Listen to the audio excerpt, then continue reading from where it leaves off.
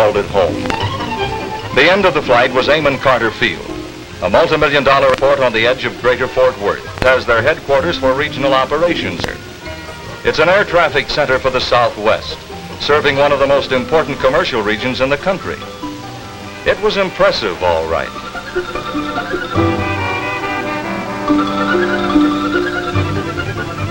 There were a lot of interesting things happening at Amon Carter Field, such as the arrival of movie stars like Jimmy Stewart and other visiting celebrities. And some other interesting things to see. But I had work to do. The logical place to start was here, at the center of the prosperous cattle industry in the Southwest, the Fort Worth stockyards. I found out that the stockyards represent a total investment of $30 million and put about half that much into payroll envelopes each year. After all, Fort Worth grew up with the cattle industry. Cattle raising is an example of a traditional way of life that is big business at the same time.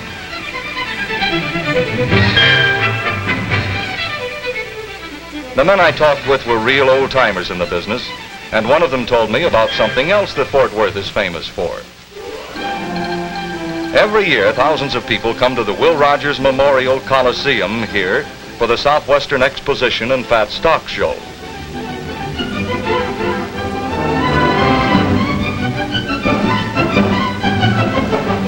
A lot of livestock breeders bring their champions for this stiff competition. But many of the people come to see the world's original indoor rodeo, traditional recreation in this part of America.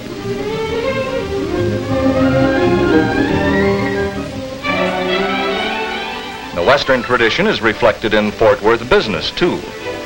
A local boot company keeps thousands of cowboys and city dudes in footwear.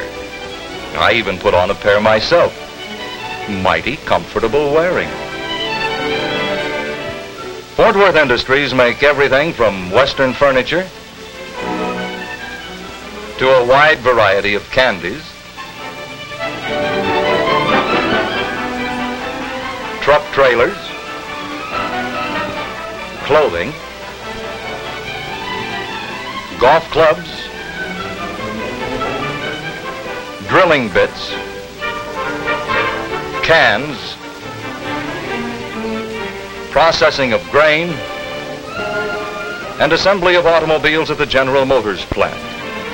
Practically anything you can think of, Fort Worth produces. At the big Convair plant in Fort Worth, they make an intercontinental bomber so big, they have to use a 5-story platform to work on its tail. Convair is a vital industry with enough people working there to populate a good-sized town.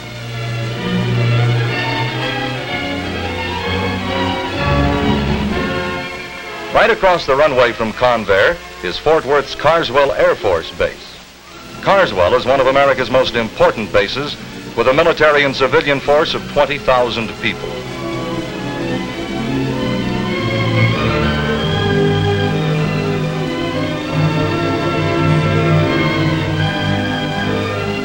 These intercontinental bombers are capable of flying over 10,000 miles without refueling.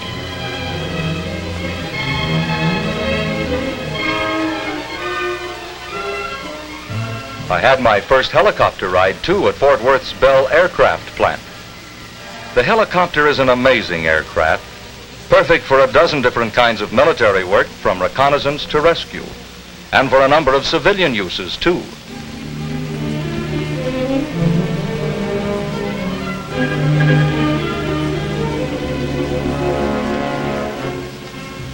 Bell has already turned out a number of different kinds of helicopter, and I had the feeling that something like this might be the family transportation of the future. I guess I spent about 2 weeks looking at Fort Worth Industries when something new occurred to me.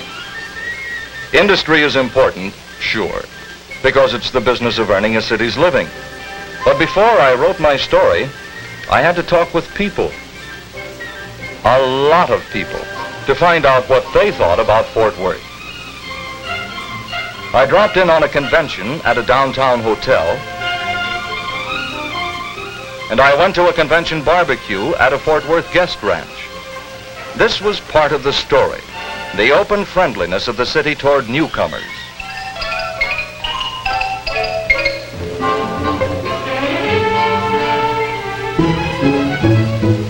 I wanted to get the views of the younger generation too, so I went to Texas Christian University. There I talked with a couple of co-eds who had picked TCU for their college training. One of the best universities in the Southwest, famous for its fine football teams and beautiful co-eds.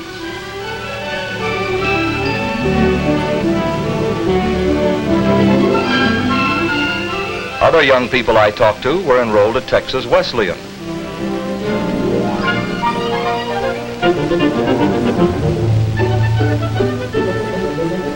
And at the Southwestern Baptist Seminary. A lot of them were training for Christian work as ministers and missionaries. And this wasn't surprising because Fort Worth is a city of churches. Over 500 of them, as a matter of fact, in 24 denominations.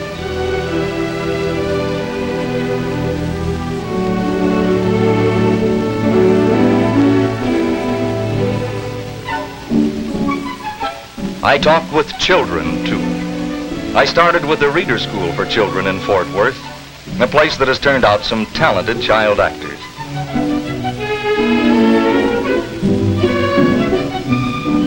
I asked to talk with one of the children because a child sees the city in a different light from grown-ups. The little girl's name was Anne, and her first topic of conversation was the Fort Worth Children's Museum. Anne thinks of the Children's Museum as a perfect place to spend an afternoon.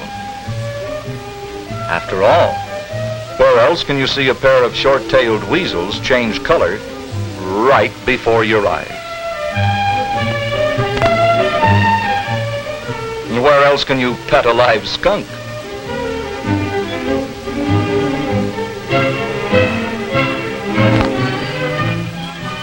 And where else can you get acquainted at close range with a spider monkey?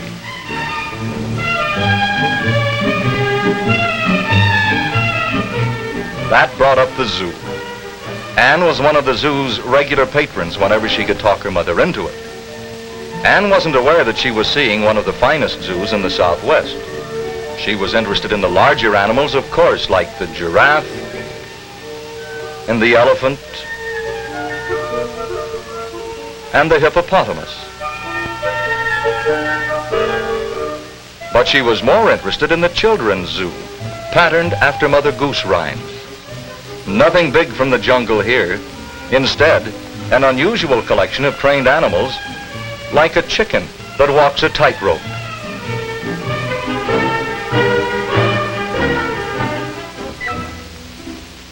At the James R. Record Aquarium, I became acquainted with another facet of Fort Worth life and a man named Rogers. He was studying one of the fish tanks in the aquarium, trying to figure out a scientific method of hooking a fish the next time out.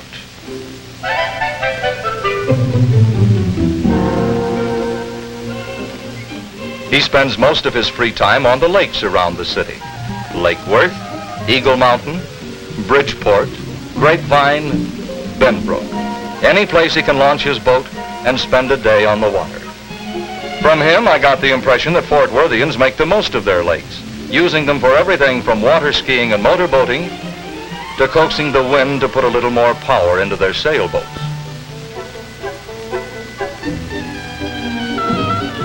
At the end of my day at the lake, I ran across Rogers and asked him if his scientific research paid off.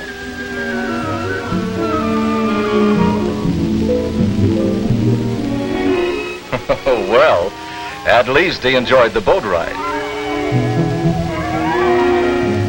Fort Worth people seem to be brought up to enjoy water from the time they're old enough to touch bottom in the shallows until they can navigate a diving board.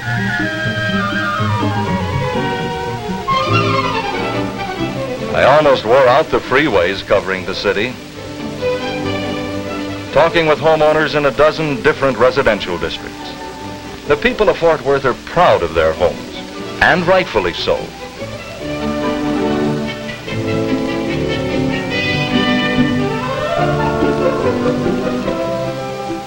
A city has to have almost everything to keep everybody happy.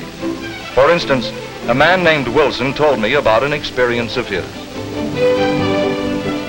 Wilson's wife likes to go to the Fort Worth Art Center every time there is a new exhibition. Wilson is a dutiful husband, so he goes along. But the strange thing, so he says, is that after the first few trips, he began to enjoy it. And now he looks forward to it, especially the paintings by Fort Worth artists in a special section of the Art Center.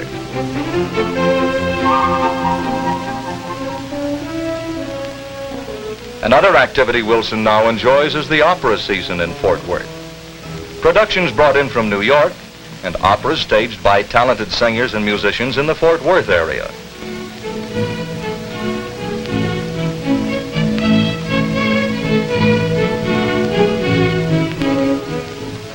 Occasionally, the Wilsons go to the Fort Worth Botanical Gardens for a peaceful afternoon wandering through the formal gardens or down by the... In return, Mrs. Wilson goes with her husband to outdoor attractions of a different sort, like the Colonial Open golf tournament at Ben Hogan's home club.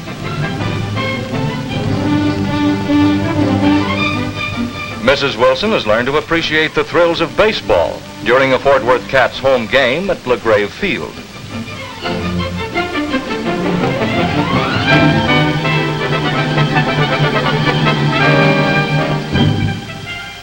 She now enjoys the excitement of a TCU home game at Amon Carter Stadium. Yes, Fort Worth has enough different activities to keep everybody happy. So I talked with people about their city. I got on the telephone and covered 100 miles of legwork in a matter of minutes. I talked with civic leaders and corporation executives and small businessmen. In these conversations, I ran across something really exciting in the Fort Worth story, something that could change the face of the city. It was all in two words with a revolutionary concept in city planning: the Gruen Plan.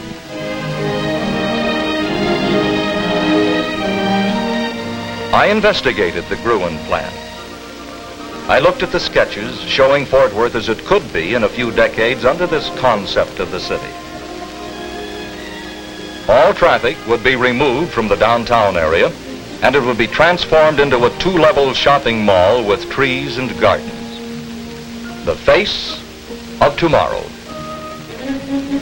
So I had my story of a growing city of tradition and industry and homes and people. A city dedicated to progress. This brings me to the point of this letter. If you have any more assignments in this area, send them along. As you've probably guessed by now, I'm staying in Fort Worth. Sincerely, Sam Johnson.